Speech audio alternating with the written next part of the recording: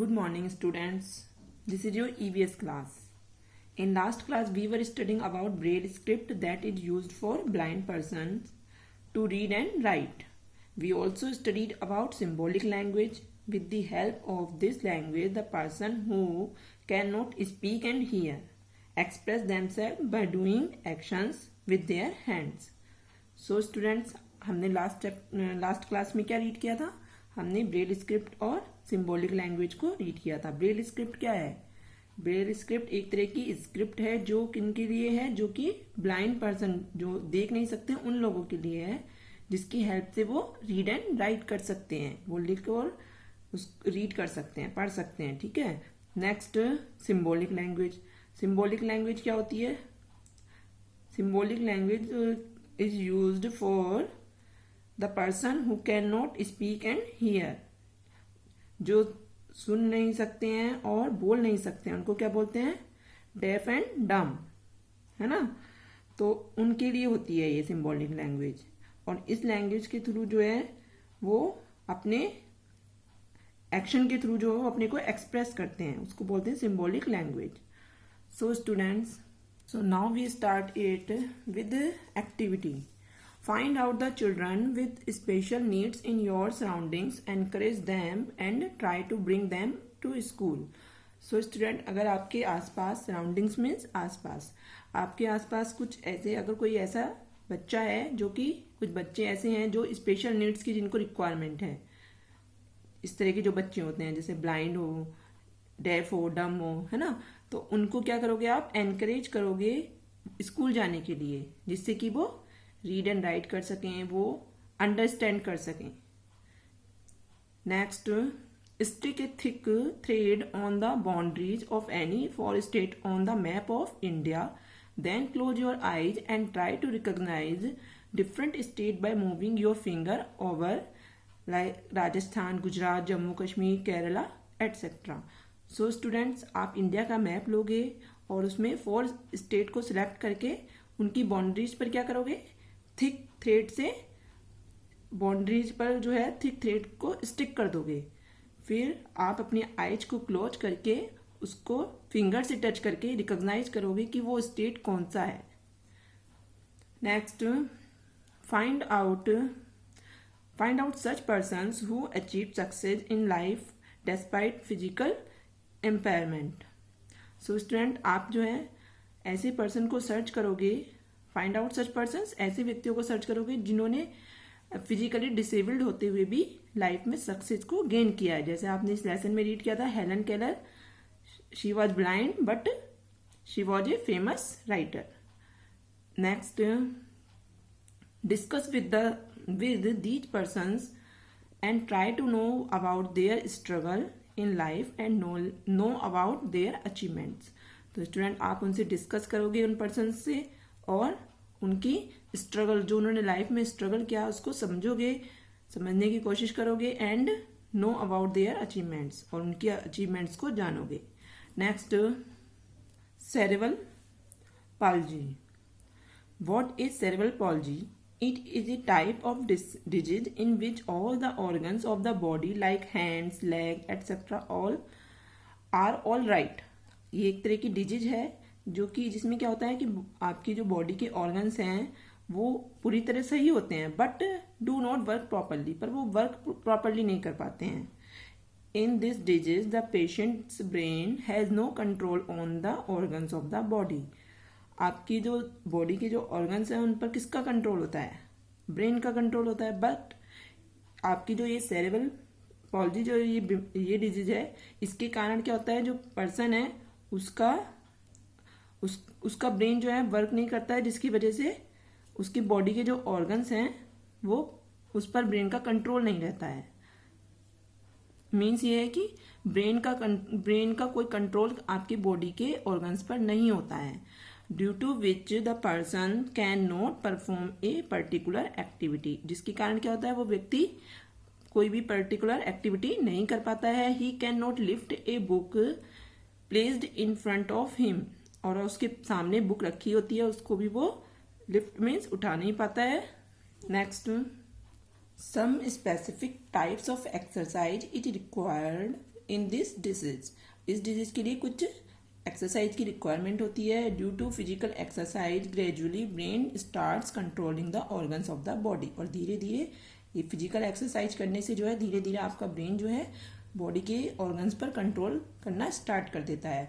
Similarly there are some specific exercise to perform the activity like reading and writing. By practising the exercise gradually the patient become almost normal. और वो उसको regular exercise करता है जो उसकी होती है इस डिजीज के लिए, तो फिर वो धीरे धीरे जो है पेशेंट जो है ऑलमोस्ट नॉर्मल व्यक्ति हो जाता है. Next we learned. आपने इस चैप्टर को रीड करने के बाद आपने क्या सीखा? तो हमें ये पता लगा disabled people have some talents. जो डिसेबल्ड पीपल होते हैं जैसे ब्लाइंड, डेफ, डम और भी हैं डिसेबल्ड पीपल, तो वो क्या है उनमें कोई टैलेंट होता है. They have some talents. Brilliant script helps the blind and enables them to read and write. जो आपकी ब्रेल स्क्रिप्ट है वो क्या है, वो जो ब्लाइंड पर्सन है उनकी हेल्प करती है रीड और राइट करने में. Dumb and deaf persons can communicate through symbolic language. और सिम्बॉलिक लैंग्वेज के थ्रू डम और डेफ जो पर्सन है वो कम्युनिकेट करते हैं. So student, reading part of this chapter is completed. So now we move to exercise work. MCQs. Write A, B, C or D of the correct answer in the brackets. Which of these is hard to touch? कौन सा ऐसा इन जो 3 option दिए हैं कौन सा है उनमें से जो हार्ड है टच करने में, छूने में जो हार्ड होता है? तो feather, stone, teddy. Answer is stone. Second, which of these is a bad touch? कौन सा बैड टच होता है? Warm hug from mother, warm hug from grandma, a touch from a stranger. Stranger means अजनबी.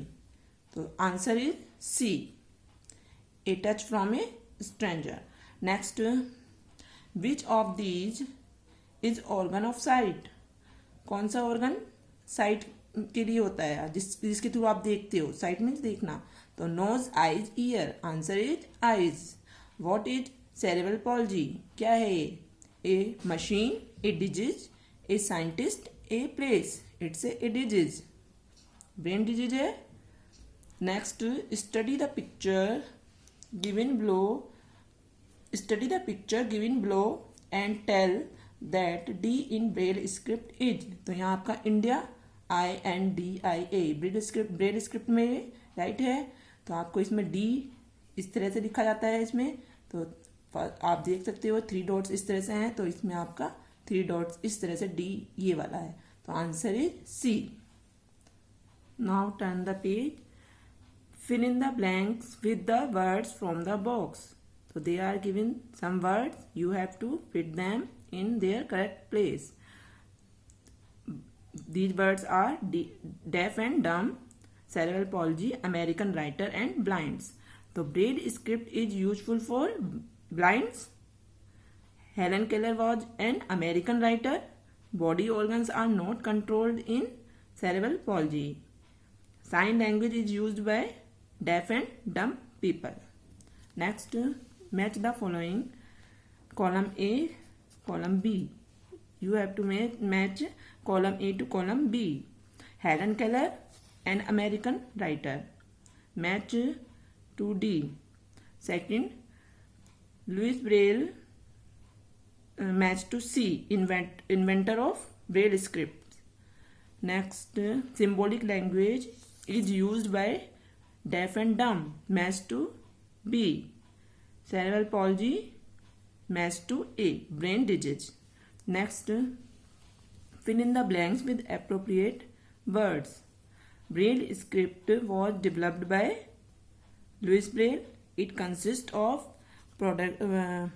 produced indications based on 6 dots. 6 dots होते हैं उस पर बनी होती है. ठीक है. Next, the Braille script is a pointed pen is use to write and known as stylus.